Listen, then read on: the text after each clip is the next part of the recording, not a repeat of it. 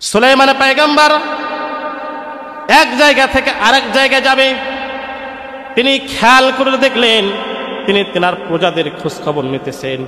তিনি খেয়াল করে দেখলেন হুদহুদ পাখিটা নাই, কোথাও পাওয়া যাচ্ছে না। তেনার প্রজাদেরকে তিনি বললেন সমস্ত জায়গা তাল্লাশি নাও, কোথায় আছে হুদহুদ পাখি। তারা চতুর্দিকে তাল্লাশি নিল, কিন্তু কোথাও হুদহুদ পাখি নাই। এবার সুলাইমান পয়গম্বর বলতেছেন লাউ আযিবান্নাহু আযাবান শাদীদা। সে কোথায় গিয়েছে?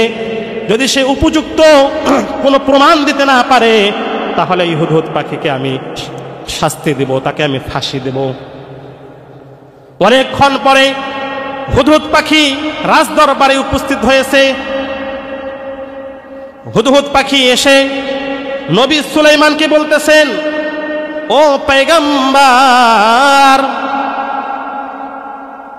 আমি এমন একটা দেশের মধ্যে গিয়েছিলাম যেই দেশের মানুষ সকলে মুশরিক, আর ওই দেশের রাজা হচ্ছেন একজন রানী, রানী বিলকিস, সেও মুশরিক। ওই দেশটা এত উন্নত, মাঠ ভরা ফসল, বাগান ভরা ফল, নদী ভরা মাছ। পয়গম্বর গো, এরকম দেশ আমি কোনোদিনও দেখি নাই, দেখে আমি পাগল হয়ে গিয়েছি। এত সৌন্দর্য, যেই সিংহাসনটা সারা পৃথিবীর মধ্যে আর এরকম সিংহাসন নাই। এরকম সিংহাসন 80 হাত লম্বা, 40 হাত প্রশস্ত, জমিন থেকে 30 হাত উঁচা। ওই চেয়ারের, ওই সিংহাসনের পায়াগুলো রেশম কাপড় দিয়ে, মণি মুক্ত দিয়ে প্যাকেট করা। ও পয়গম্বর, আমি ওই জায়গায় গিয়েছিলাম। পয়গম্বর গো, আপনি তাড়াতাড়ি রানী বিলকিসের কাছে আপনার খোদার কালেমাত দাওয়াত দেন, আল্লাহর কালেমাত দাওয়াত দেন। এবার সুলাইমান পয়গম্বর তিনি অন্য এক তেনার প্রজা দ্বারা তিনি খোঁজ নিয়ে দেখলেন আসলেই ওই দেশে একজন রানী আছে যে মুশরিক, সে এক আল্লাহকে মানে না। এবার সুলাইমান পয়গম্বর কি করলেন? একটা চিঠি লিখলেন। চিঠির মধ্যে আল্লাহ তাআলার দাওয়াত দিবেন। ওই চিঠিটা লেখার আগে তিনি চিঠি শুরুতে আল্লাহ তাআলার নাম নিয়েছেন, বিসমিল্লাহি মাজরিহা ওয়া মুরসাহা ইন্না রাব্বি লাগফুরুর রহিম। আর চিঠির নিচে লিখে দিয়েছেন, ও রানী বিলকিস, তুমি কার পূজা করো? তুমি কাকে খোদা মানো? জড় পদার্থ, গাছপালা, তরুলতা, মাটির তৈরি পুতুল, এরা কখনো খোদা হতে পারে না, এরা কখনো আল্লাহ হতে পারে না, ইলাহ হতে পারে না। ইলাহ তো তিনি যিনি আসমান সৃষ্টি করেছেন, ইলাহ তো তিনি যিনি জমিন সৃষ্টি করেছেন, ইলাহ তো তিনি যে তোমাকে রাজত্ব দিয়েছেন, যে তোমাকে এত সুন্দর করে গঠন করেছেন। ওই ইলাহ, ওই আল্লাহর দাওয়াত আমি তোমাকে দিলাম। এবার ওই হুদহুদ পাখিটা কি করলো?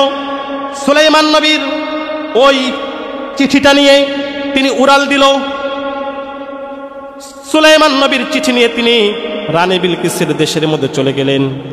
যে চিঠিটা রানী বিলকিসের সামনে ফেলাই দিলেন।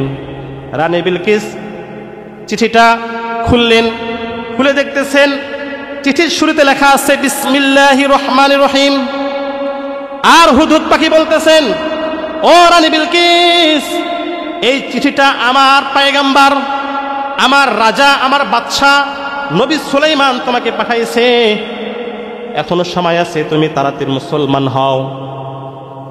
যদি মুসলমান না হও তাহলে কিন্তু সুলাইমান পয়গম্বর তোমার খবর করবে। রানী বিলকিস বলে, হায় রে হায়, এই পাখি দেখি কথা বলে, আজব এক পাখি।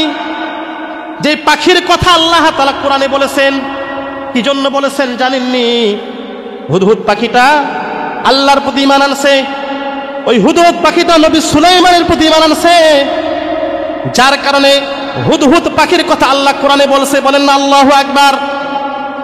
এই শুধু কি হুদহুদ পাখির কথা আল্লাহ কোরআনে বলছে? না না না, যেই প্রাণীটা দূর থেকে দেখা যায় না, ওটা দেখতে হলে কাছ থেকে দেখতে হয়। পিপিলিকা, সূরাতুন নামল, পিঁপড়ার নামেও আল্লাহ তাআলা একটা সূরা নাজিল করেছে। কি জন্য নাজিল করেছে জানেননি? পিঁপড়া দল নিয়ে এক জায়গা থেকে আরেক জায়গায় যাইতেছিল। প্রতিমধ্যে সুলাইমান পয়গম্বর তেনার বিশাল সিংহাসন নিয়ে তিনি যাইতেছিলেন। একটা পিপিলিকা তিনি শব্দ শুনতে পারছে যে সুলাইমান নবী আসতেছে বিশাল সিংহাসন নিয়ে, বড় বড় হাতি নিয়ে। এই হাতি যদি আমাদের গায়ে পড়ে তাহলে তো আমরা তো মারা যাব। পিপিলিকা তার স্বজাতি পিঁপড়াকে ডাক দিয়ে বলে, ও পিঁপড়ারা দাঁড়াও দাঁড়াও, সাবধান হও, ওই যে বড় বড় হাতি আসতেছে, সুলাইমান নবীর সেনা সদস্য আসতেছে, তাড়াতাড়ি গর্তের মধ্যে ঢুকে যাও। বাঁচতে চাইলে গর্তের মধ্যে ঢুকো, না হলে কিন্তু মারা যাবা। এই যে পিপিলিকা তার স্বজাতিকে সতর্ক করেছে বাঁচার জন্য, এই পিপিলিকার কথাটা আল্লাহ তাআলা পছন্দ করেছেন। এই পিঁপড়ার কথাটা আল্লাহ তাআলা কোরআনের মধ্যে আল্লাহ তাআলা দিয়ে দিয়েছেন। সুলাইমান নবী কথাটা শুনতে পারছেন। সুলাইমান নবী ওই পিপিলিকাকে ডাক দিয়েছেন, এই পিপিলিকা আসো, কি বলছো তুমি তাদেরকে? পিপিলিকা বলে, ও বাদশাহ, ও পয়গম্বর, আমার কি ভুল হয়েছে নাকি? বলে, না না, তুমি কি বলছো বলো। ও পয়গম্বর, আমি আমার শাহজাদদেরকে সতর্ক করেছি তারা যেন মারা না যায়, তারা যেন নবী সুলাইমানের হাতির পায়ের নিচে না পড়ে। নবী সুলাইমান বলে, ও পিপিলিকা, তোমার এই কথাটা আল্লাহ খুবই পছন্দ করেছেন। এজন্য আল্লাহ রাব্বুল আলামিন বলেন, ও আনফুসিকুম ওয়া আহলিকুম নারা, ও মুসলমানেরা, তোমরা আগে নিজে জাহান্নাম থেকে বাঁচো, তারপর তোমার স্ত্রীকে জাহান্নাম থেকে বাঁচাও, তোমার ছেলে সন্তানকে জাহান্নাম থেকে বাঁচাও, তোমার পরিবার পরিজনকে জাহান্নাম থেকে বাঁচাও, তাদেরকে সতর্ক করো। কি করো? যদি মানুষকে সতর্ক করেন, সংশোধন হয়ে যান, আপনার পরিবারের চিন্তা যদি আপনার মাথায় থাকে, আমার সন্তান কি করতেছে, কি খেলতেছে, কি খাইতেছে, কোথায় যাইতেছে, এটা নিয়ে যদি আপনি চিন্তা করেন, তাদেরকে যদি সতর্ক করেন, তাদেরকে যদি আল্লাহর আযাব থেকে বাঁচার জন্য সতর্ক করেন, তাহলে আপনিও ওই পিপিলিকা যেরকম আল্লাহর কাছে দামি হয়েছে, ওর নামে সূরা নাজিল হয়েছে, আপনি যদি আপনার পরিবারকে আপনি কন্ট্রোল করেন, পরিবারকে যদি আল্লাহর পথে আপনি ধাবিত করেন, গুনার কাছ থেকে বিরত রাখেন, তাহলে আল্লাহ তাআলা আপনাকে জান্নাতের মধ্যে সম্মানিত করবে। বলেন না সুবহানাল্লাহ। সতর্ক করতে হবে, আপনার সন্তান কোথায় যাইতেছে সতর্ক করতে হবে না? রানী বিলকিসের কাছে হুদহুদ পাখি চিঠি আনছেন। রানী বিলকিস তো হতবাক হয়ে গিয়েছে। যেই বাচ্চার কথা পাখিও শুনে, তাহলে ওই মানুষটা তো নিশ্চয়ই কোনো ভালো মানুষ হবে, নিশ্চয়ই কোনো নবী হবে। সাধারণ মানুষের কথা তো পাখি শোনে না। এবার হুদহুদ পাখি যখন কথা বলা শুরু করেছে, রানী বিলকিস যখন চিঠি পড়া শুরু করেছে, রানী বিলকিস এক পর্যায়ে সফরে বার হয়েছেন, সুলাইমান নবীর রাজদরবারে যাবেন, তেনার দাওয়াতে তিনি কবুল করেছেন। এবার রানী বিলকিস কি করেছেন, তিনি তেনার রাজ দরবারের যে সদস্যগুলো ছিল সবাইকে নিয়ে তিনি সুলাইমান নবীর দরবারে যাইতেছেন। নবী সুলাইমান ওইদিকে তার প্রজাদেরকে বলতেছেন, ওই রানী বিলকিস আসতেছে, তাড়াতাড়ি রাস্তাটা সুন্দর করো, স্বর্ণ রূপা দিয়ে রাস্তাটা তোমরা ঢালাই দিয়ে দাও, এবং রাস্তার মধ্যে দুই ধারে দুই সুন্দরী নারী এবং ফুল নিয়ে তাকে স্বাগতম জানাও। আর সুলাইমান নবী বললেন, কে আসো? যেই সিংহাসনের মতো সিংহাসন সারা দুনিয়ায় নাই, রানী বিলকিসের সিংহাসনটা, ওই সিংহাসনটা আমাকে কে এনে দিতে পারবে?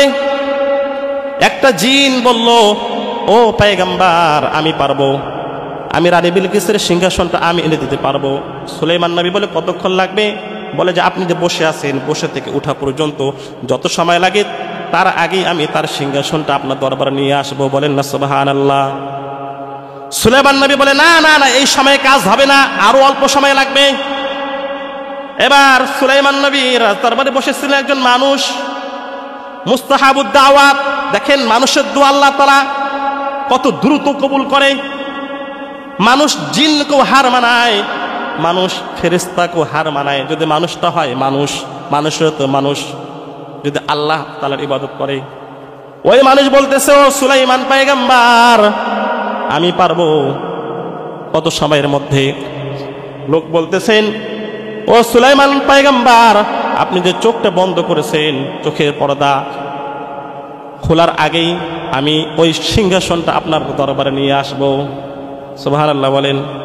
এবার ওই লোকটা কি করলো? ওইখানে বসে আছে, ওইখানে বসে সে কি করলো? ইসমে আজম পড়লো। ইসমে আজম কাকে বলে? ইসমে আজম পরে যদি আল্লাহর কাছে দোয়া করা হয়, আল্লাহ তাআলা সঙ্গে সঙ্গে দোয়াটা কবুল করে। ইসমে আজম পরে দোয়া করেছে, আল্লাহ তাআলা ফেরেশতার মাধ্যমে চোখের পলক পড়ার আগেই ওই সিংহাসনটা নবী সুলাইমানের রাজ দরবারে নিয়ে আসছেন। বলেন না সুবহানাল্লাহ। রানী বিলকিস এসে দেখে সর্বনাশ, এই সিংহাসনটা আমার মতো না, এই সিংহাসনটা আমার মতোই, 40 হাত প্রস্থ, 80 হাত লম্বা, জমিন থেকে 30 হাত উঁচু। এই জমিনটা তো আমার মতো, এই সিংহাসনটা তো আমার মতোই লাগতেছে। তখন বাদশা সুলাইমান বলতেছে যে এটা তোমার মতো না, এটা তোমারই সিংহাসন।